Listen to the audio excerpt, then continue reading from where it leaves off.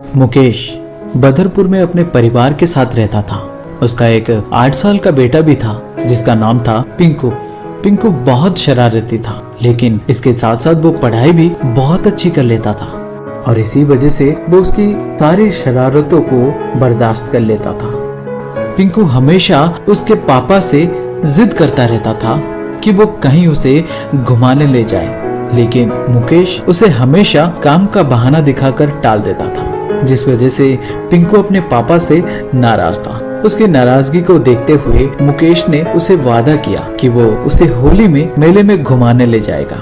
होली एक त्योहार है जिसे पूरे भारत में बड़े ही धूमधाम से मनाया जाता है। कहते हैं इन दिनों दुश्मन भी दोस्त बन जाता है। जगह जगह मेले लगते हैं, लोग एक दूसरे को रंग लगाकर अपनी खुशियां एक दूसरे के साथ बांटते हैं। इसी तरह बदरपुर के पास वाले गांव में भी हर साल एक मेला लगता था, क्योंकि मुकेश ने पिंकू से वादा किया हुआ था। इसके मुताबिक वो अपने साथ पिंकू को भी मेले में घुमाने ले गया, लेकिन वहाँ मेले में भीड़ इतनी ज्यादा थी कि उस भीड़ में पता नहीं कैसे पिंकू मुकेश के हाथ से छूट गया और उस भीड़ में कहीं खो गया। मुकेश पागलों की तरह उसे ढूंढने लगा, पर बहुत ढूंढने पर भी पिंकू मुकेश को कहीं नहीं मिला। ढूंढने में नाकाम होने के बाद मुकेश पुलिस में एक एफआईआर दर्ज करा देता है पिंकू के गुमशुदगी का, लेकिन जांच में पुलिस को भी कोई खास कामयाबी नहीं मिली थी इस केस में। इस बात को कुछ दिन बीत चुके थे। इस घटना को लेकर मुकेश और उसकी बीवी दोनों बहुत दुखी थे। एक दिन अचानक डोरबेल बजी। मुकेश ने दरवाजा खोला तो सामने पिंकू खड़ा था।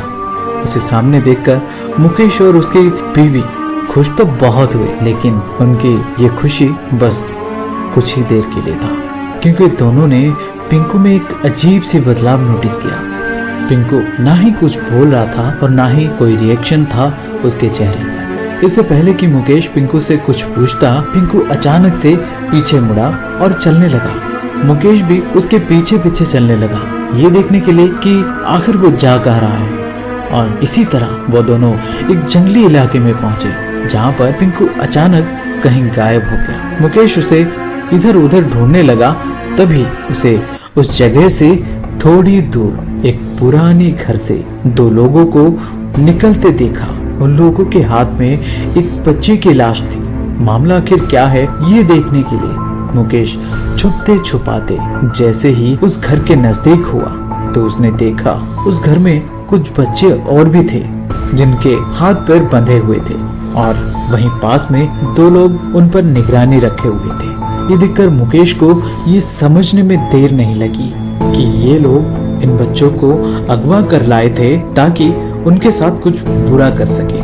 मुकेश ने फौरन पुलिस को फोन करके इसकी जानकारी दी, जिसके बाद पुलिस उस जगह पर पहुंचकर उन लोगों को अरेस्ट कर लिया। पूछताछ में उन लोगों ने बताया कि वो लोग बच्चों को किडनैप कर उनका ऑर्गन बेच देते हैं, और पिंकू के साथ भी उन्होंने वही किया था जो वो दूसरे बच्चों के साथ करते हैं।